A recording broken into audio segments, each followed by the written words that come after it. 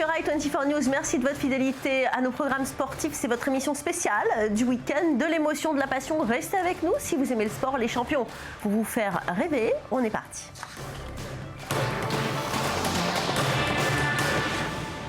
Et on commence cette émission avec du football et la valse des entraîneurs qui commence. Carlo Ancelotti n'a pas survécu à la saison vierge du Real Madrid. Après 2 ans de bons et loyaux services, l'entraîneur italien a été remercié par son président malgré une saison correcte. Avec une 2e place en championnat, une demi-finale en Ligue des Champions, l'absence de trophée ne pardonne pas. Dans la capitale espagnole, celui qui restera comme le vainqueur de la Décima, la 10e Ligue des Champions du Real Madrid, s'en va par la petite porte et a décidé de prendre une année sabbatique. Michael Friedman, Elise Barenbaum nous racontent tout.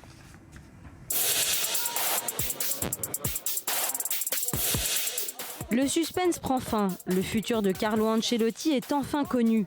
2 ans après son arrivée, l'entraîneur du Real Madrid a été limogé après une saison sans trophée. Malgré ses 3 ans de contrat qui courent jusqu'à la fin de la saison prochaine, le décevant championnat 2014-2015 a entraîné la chute du technicien italien.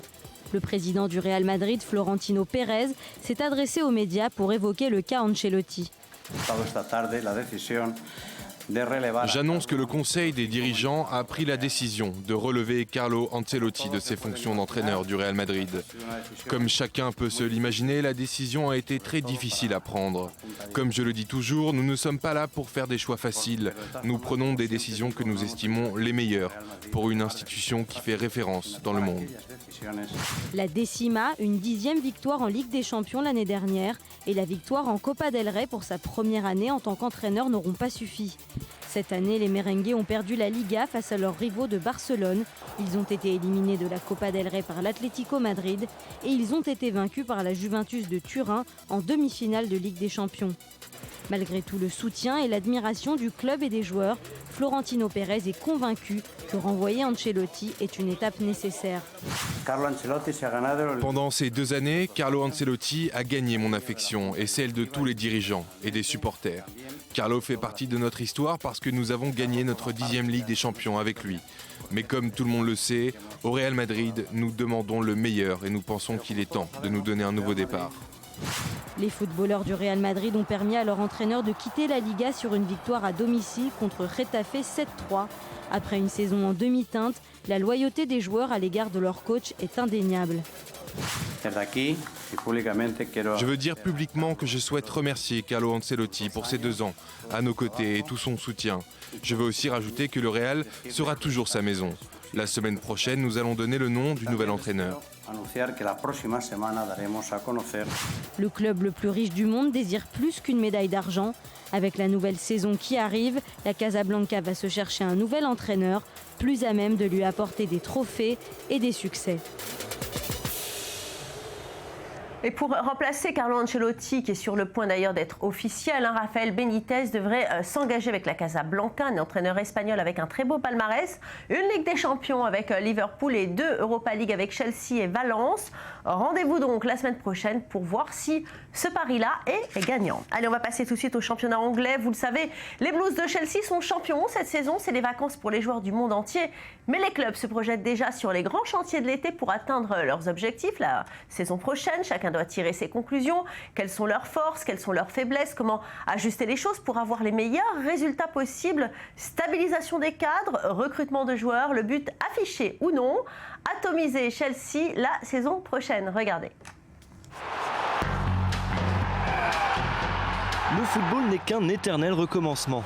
Alors que la Première Ligue vient de toucher à sa fin, les équipes sont déjà engagées dans la préparation de la saison suivante, avec l'objectif de détrôner le Chelsea de José Mourinho.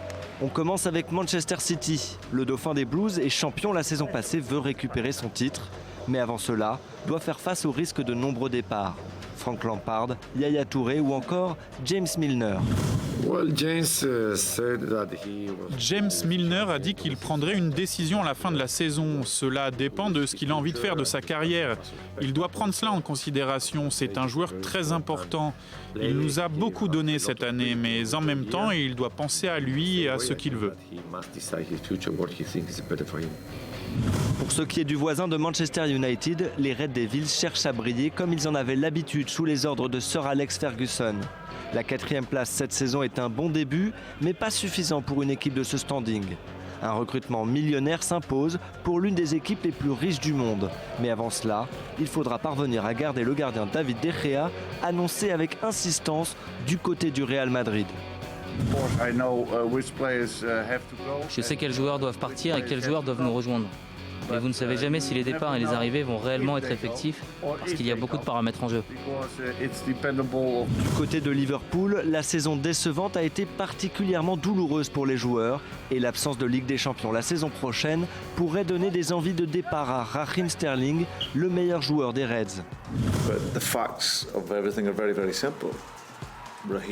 C'est très simple, peut-être qu'il y a eu discussion avec d'autres équipes ou pas du tout, mais il lui reste 2 ans de contrat avec Liverpool et j'attends de lui qu'il se comporte en professionnel comme il l'a fait jusqu'à aujourd'hui avec le club.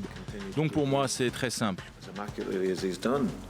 Du côté d'Arsenal, on cherche aussi à renforcer l'effectif et Petr Cech, le gardien de Chelsea, est annoncé avec insistance chez les Gunners. Le portier pourrait retrouver son compatriote Thomas Rosicky sous les ordres d'Arsène Wenger, même si le technicien refuse d'utiliser son joueur en ce sens. Thomas Rosicky n'est pas impliqué dans le mercato. Il sera avec nous la saison prochaine, mais on ne l'utilise pas pour ce genre de choses. Pour la ligue la plus riche du monde, l'été s'annonce encore très dépensier, mais avec la concurrence des autres grands d'Europe, ils doivent également s'atteler à garder leurs meilleurs talents. Et on ne les attendait pas là. Les Cavaliers de Cleveland iront en finale de NBA. Ils ont remporté la conférence Est après une saison tourmentée avec leur entraîneur David Blatt. Arrivé cette année du Maccabi Tel Aviv, autre transfert, celui de LeBron James, l'ex-star du Miami Heat, qui est revenu dans le club de ses débuts professionnels. Il a fait des merveilles. Le point avec Lise Barenboim. Les Cleveland Cavaliers iront bien en finale de NBA le 4 juin prochain. C'est la 2e fois de son histoire après 2007 que Cleveland arrive à l'étape ultime du championnat. Cette année, les hommes de David Blatt ont balayé les Atlanta Hawks 118-88 pour y accéder. Pour Blatt, fraîchement débarqué du Maccabi Tel Aviv, qui a remporté l'Euroleague la saison dernière, c'est un quasi sans faute, même si le retour de LeBron James chez les Cavaliers est aussi pour beaucoup dans ce succès. LeBron est revenu à la maison. J'ai quitté la mienne pour venir ici. J'ai laissé beaucoup de gens que j'aime, dont je suis proche, pour réaliser ce rêve, pour profiter de cette opportunité incroyable pour ma carrière. C'est un grand sacrifice par rapport à ma famille et mon foyer, mais ça vaut le coup. Je suis arrivé ici et j'ai la chance de travailler avec un groupe de joueurs géniaux, avec le meilleur basketteur du monde et peut-être même de l'histoire du basket. Le grand artisan de la victoire et plus largement de la résurrection de Cleveland, c'est bien sûr LeBron James. Il disputera sa 5e finale NBA consécutive. King James a fini la rencontre avec 23 points, 9 rebonds et 7 passes en seulement 30 minutes de jeu. Revenu l'été dernier à Cleveland, le club de ses débuts en NBA, après 4 saisons et 2 titres à Miami, James, 30 ans, a montré qu'il était un meneur d'hommes sans équivalent. Je suis très ému, vraiment, d'être de retour dans cette ville. Quand j'ai pris ma décision de revenir ici, je savais ce que je voulais faire, mais je savais que ça n'allait pas être facile. Je savais que j'allais devoir travailler dur, me donner à fond, car amener cette équipe en finale était une mission très difficile. J'ai dû affirmer mon leadership, être patient, et je ne suis pas très patient normalement, mais j'y ai travaillé. Cleveland sera opposé à Golden State ou Houston en finale.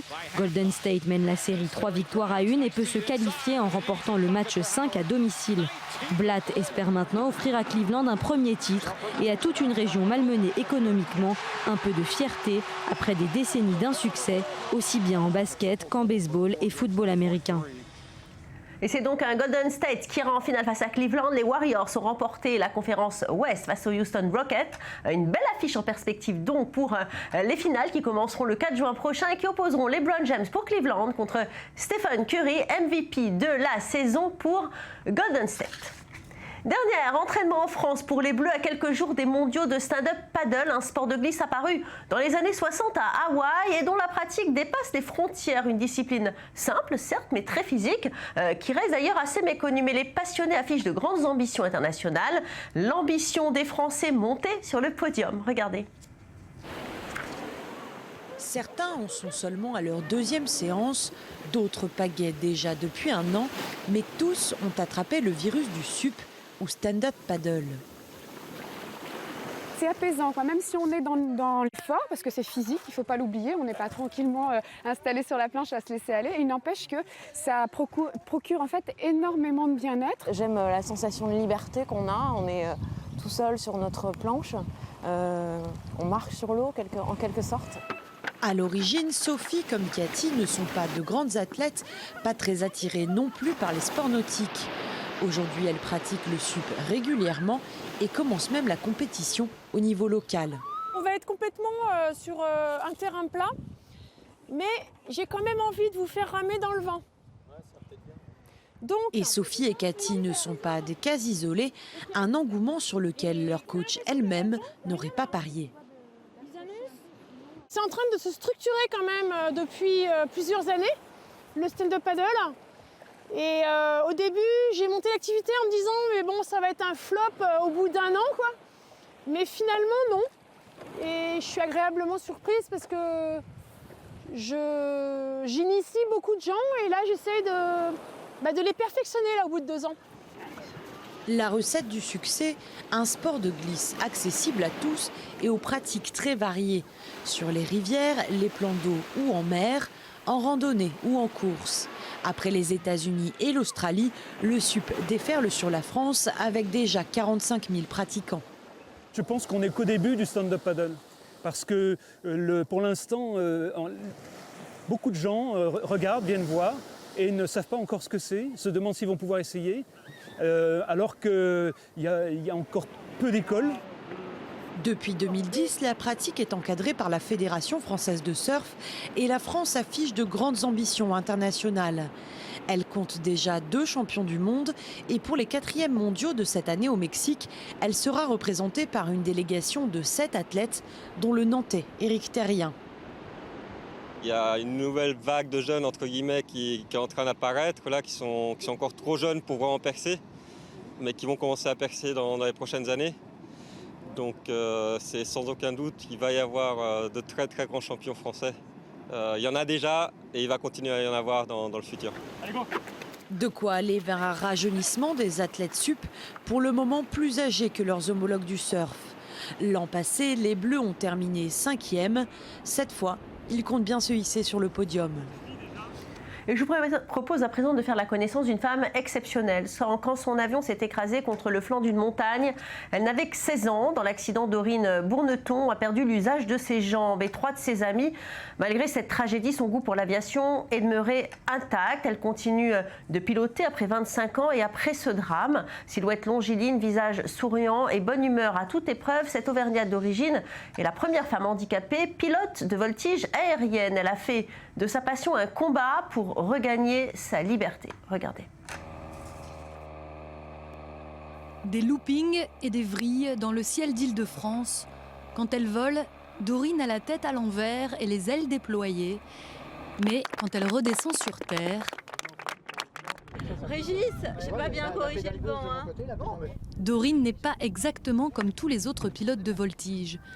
Un matin de 1991, alors âgée de 16 ans, elle est passagère d'un petit avion. Le temps est mauvais. L'un des pilotes lance, c'est pas grave, on va aller voir et si ça passe pas, on fera demi-tour. Et finalement, on n'a jamais eu le temps de faire demi-tour parce que le pilote s'est laissé piéger très rapidement par les nuages et nous nous sommes crashés sur le flanc d'une montagne. Il était à peu près 8h30 du matin et les secours nous ont retrouvés à la tombée de la nuit. Seule survivante, Dorine est désormais paraplégique. Mais elle est décidée, elle sera pilote. Elle se battra pour que les handicapés puissent voler. Son combat porte ses fruits. Depuis 2003, la licence professionnelle est ouverte aux personnes non valides. Un bouleversement des mentalités et aussi un défi technique. Pour piloter, il a fallu adapter l'avion de Dorine. Elle peut tout diriger avec ses seules mains. Un avion est dirigé par le palonnier avec les pieds. Donc ce que l'on fait, c'est qu'on rajoute entre la place gauche et la place droite un autre manche qui agit directement sur le palonnier. Un peu comme le guidon de vélo. Quand je mets le palonnier en position avant, ça pousse sur la pédale gauche. Et quand je mets le palonnier en position arrière, ça tire sur la pédale droite. Dorine est la première femme handicapée pilote de voltige au monde. Au Salon du Bourget, le 20 juin, elle est attendue pour une démonstration de haut vol.